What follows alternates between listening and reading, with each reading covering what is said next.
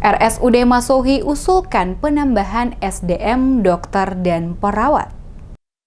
Menyikapi masih kurangnya SDM meliputi tenaga medis, baik tenaga dokter, perawat, dan apoteker pada RSUD Masohi, maka telah dilakukan usulan ke Badan Kepegawaian Daerah atau BKD untuk dapat segera mengisi kekurangan tenaga sumber daya manusia atau SDM pada RSUD Masohi. Demikian diungkapkan langsung Direktur RSUD Masohi yang baru saja dilantik, Muhammad Ramli Selai. Yang ditegaskannya selaku Direktur RSUD Masohi yang baru, dirinya telah melakukan usulan pengadaan tenaga SDM ke BKD guna memaksimalkan tugas pelayanan pada RSUD Masohi. Saat ini dari fakta yang ada, RSUD Masohi masih kekurangan SDM, terutama tenaga dokter dan perawat, termasuk tenaga non-perawat, yakni bidan, apoteker, dan lainnya. Dengan demikian, maka pelayanan kepada pasien oleh para tenaga medis, semisalnya perawat jaga malam, dapat terpenuhi dalam satu ruangan, yakni 5 orang. Selain meminta penambahan tenaga SDM, pelayanan medis juga menjadi perhatian dirinya selaku Direktur RSUD Masohi,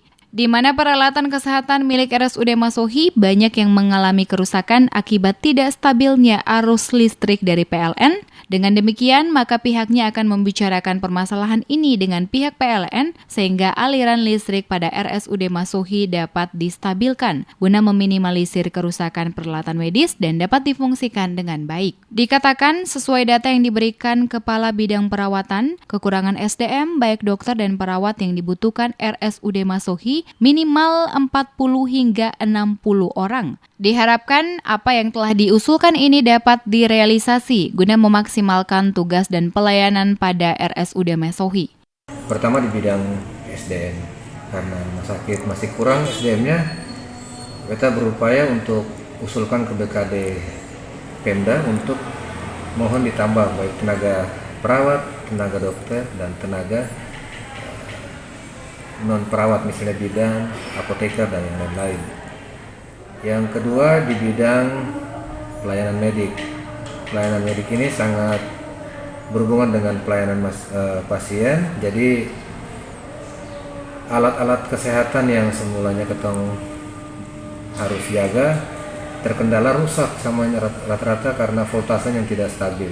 Untuk itu kita selaku di rumah sakit ini mau berupaya bekerja sama lagi sama PLN untuk menstabilkan voltase supaya alat-alat itu bisa mendukung pelayanan. Sebagai Direktur RSUD Masohi yang baru menjabat, dirinya menegaskan apa yang telah dilakukan oleh direktur yang sebelumnya akan dilanjutkan sambil mempelajari seluruh aspek untuk menjadi bahan masukan dan evaluasi, sehingga ke depannya RSUD Masohi akan semakin baik, terutama dari sisi pelayanan kepada masyarakat.